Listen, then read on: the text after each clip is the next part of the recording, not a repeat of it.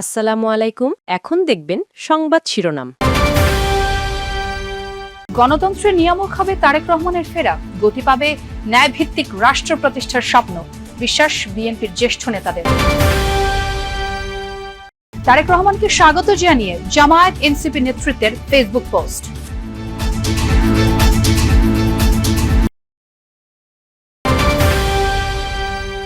বিমানবন্দরে বসেই প্রধান উপদেষ্টার সাথে কথা বলেন বিএনপির ভারপ্রাপ্ত চেয়ারম্যান। তারেক রহমানকে স্বাগত জানিয়ে জামায়াত এনসিপি নেতৃত্বের ফেসবুক পোস্ট। উৎসবের আমেজে বড় দিন উদযাপন করছেন খ্রিস্ট ধর্মাবলম্বীরা, গির্জায় গির্জায় বিশ্ব শান্তির জন্য প্রার্থনা। এতক্ষণ দেখছিলেন সংবাদ শিরোনাম, এখন দেখবেন বিস্তারিত। আমার একটি পরিকল্পনা আছে, এই পরিকল্পনা দেশের জন্য, মানুষের জন্য। ৩০০ ফিটের জুলাই ৩৬ এক্সপ্রেসওয়ের প্রত্যাবর্তন মঞ্চ থেকে এই কথাই জানালেন বিএনপির ভারপ্রাপ্ত চেয়ারম্যান তারেক রহমান। বলেছেন, গণতান্ত্রিক অধিকার রক্ষায় সবার সহযোগিতা নিয়েই বাস্তবায়ন করা হবে এই পরিকল্পনা। তারেক রহমান বলেন, যে কোনো উস্কানি মোকাবেলায় হতে হবে ধৈর্যশীল, আর নিশ্চিত করতে হবে শান্তি শৃঙ্খলা। জনসমুদ্র, যে সমুদ্রে শুধু মানুষেরই ঢেউ, যেখানে এক সাহসী নাবিকের ঝঞ্ঝা বিক্ষুব্ধ দীর্ঘ নির্বাসিত পথ মারিয়ে ঠিক তীরে পৌঁছে জনতার কাছে নিজেকে সমর্পণ, মুখের স্মিত হাসি আর হাত নেড়ে এই বিপুল জনস্রোতে আসলে কে কাকে জানালো অভিবাদন?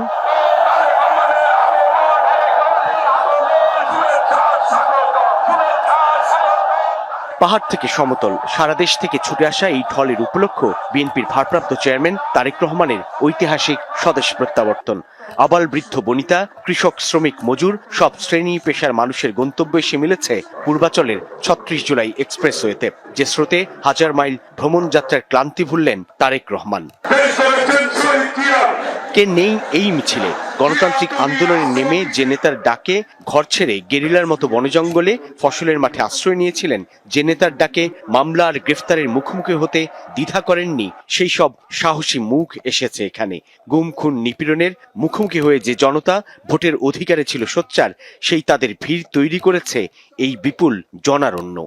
নবী করিম সাল্লাল্লাহু আলাইহি ওয়াসাল্লামের যে ন্যায়পরায়ণতার আলোকে আমরা দেশ পরিচালনার সর্বোচ্চ চেষ্টা করব। যে রাজনীতির নির্মম পরিহাসে তারেক রহমানের দেশ ত্যাগ, সেই রাজনীতির টানেই ফিরেছেন।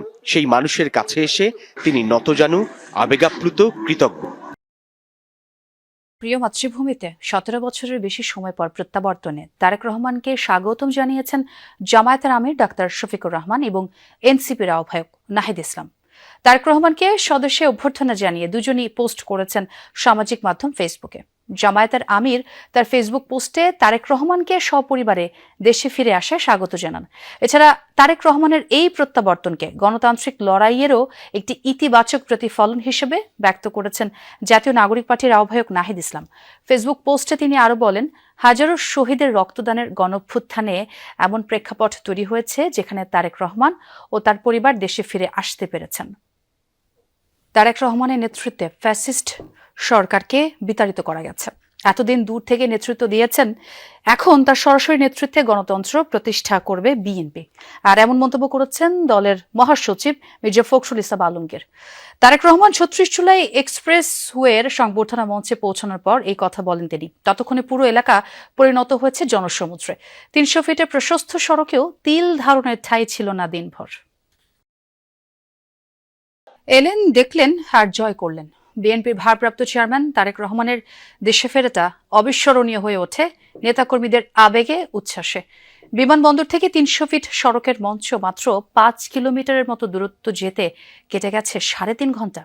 পুরো পথেই চলেছে আবেগের মহাসমুদ্রে অবগাহন। স্লোগান আর ফুলের পাপড়িতে লেখা হলো তার স্বদেশ প্রত্যাবর্তনের গল্প। নিশ্ছিদ্র নিরাপত্তার চাদরে মোড়ানো থাকলেও নেতাকর্মীদের ভালোবাসার উষ্ণতা ছুঁয়ে গেছে তারেক রহমানকে।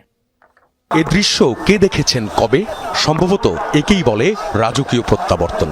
বুলেট প্রুফ কাচে ঘেরা বাস, নিরাপত্তা বেষ্টনী নিশ্ছিদ্র, কিন্তু বাঁধভাঙা আবেগের কাছে সবই যেন উবে যায় কর্পূরের মতো। ঘড়ির কাঁটায় তখন দুপুর 12:30। অপেক্ষার দীর্ঘ প্রহর শেষে খুলে যায় হযরত শাহজালাল আন্তর্জাতিক বিমানবন্দরের ভিআইপি গেট। বেরিয়ে আসেন Tarique Rahman. Bullet proof SUV নয়, উঠলেন লাল সবুজ রাঙানো বাসে। গায়ে তার সবার আগে বাংলাদেশ। কার্গো গেট দিয়ে বেরিয়েই দেখলেন জনস্রোত।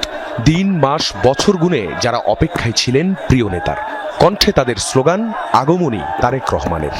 আজকের এই দিনটার অপেক্ষায় আমরা গত 17 বছর অপেক্ষায় ছিলাম। নেতা কর্মীদের মাঝে যে একটা আনন্দ, এটা আগে ঈদের চেয়ে বেশি খুশি হব। শুধু ঢাকা শহরে নয়, পুরো বাংলাদেশে আজকে তারেকের অপেক্ষায় মানুষ অপেক্ষা কিছু আছে। জসীমউদ্দিন এভিনিউ থেকে ইউটার্ন নিতেই গাড়িবহরের পিছু পিছু হাঁটতে শুরু করেন নেতাকর্মী সমর্থকরা।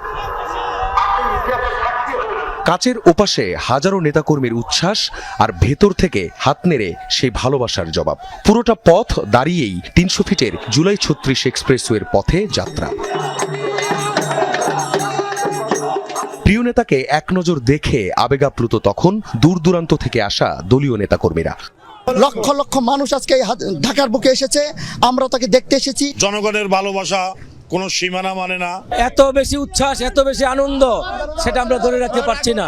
সেনাবাহিনী, বিজিবি, পুলিশ আর সিএসএফ এর কয়েক স্তরের নিরাপত্তা বলয় বাসের চারপাশ ঘিরে রেখেছিল বটে, কিন্তু জনস্রোত সামলাতে হিমশিম খেতে হয় তাদের। দীর্ঘ প্রতীক্ষার পর আমরা তাকে কাছে পাচ্ছি। আমরা বিএনপি সবাই উজ্জীবিত। উনি যে 17 বছর কষ্ট করেছে দলকে নিয়ে, আমাকে নিয়ে, দেশকে নিয়ে, দেশের মানুষকে জন্য, সেই আজকে সেই উৎকণ্ঠা সমস্ত কিছু অবসান হলো। খিলক্ষেত কুড়িল ফ্লাইওভার পেরিয়ে ঘড়ির কাঁটায় যখন 2:30, তখন 300 ফিটের সমাবেশে এসে পৌঁছায় গাড়িবহর। রাজপথে তখনও চলছে তারেক রহমানের স্বদেশ প্রত্যাবর্তনের স্লোগান, উচ্ছ্বাস।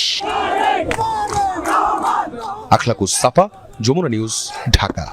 এদিকে সকালে প্রিয় মাতৃভূমিতে পা রাখেন বিএনপির ভারপ্রাপ্ত চেয়ারম্যান তারেক রহমান। এক অবিস্মরণীয় আবেগঘন পরিবেশে সকালে 11:40 শাহজালাল আন্তর্জাতিক বিমানবন্দরে পৌঁছায় তাকে বহনকারী বিমান।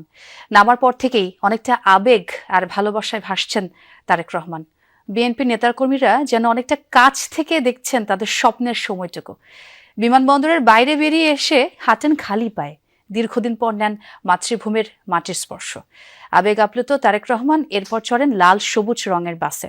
পথে পথে লাখো মানুষের ভালোবাসায় সিক্ত হয়ে রওনা করেন 300 ফিটের সংবর্ধনা স্থলের দিকে।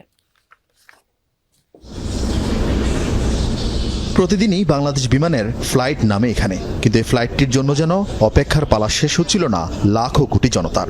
তারেক রহমান আসছেন ঘোষণার পর থেকেই অধীর আগ্রহ সারা দেশের বিএনপির নেতাকর্মীদের।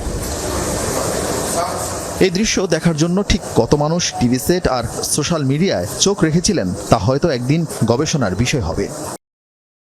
শুভ বড়দিন। গির্জায় গির্জায় চলছে বিশেষ প্রার্থনা। খ্রিস্ট ধর্মাবলম্বীরা আলোকসজ্জায় ঘর সাজিয়েছেন, আয়োজন করেছেন বাহারি পিঠা আর কেকের। বিশ্বের পাশাপাশি দেশের শান্তির জন্য প্রার্থনা হয়েছে উপাসনালয়গুলোতে। দেচকাও চার্চে বড়দিনের শুভেচ্ছা জানিয়ে প্রেস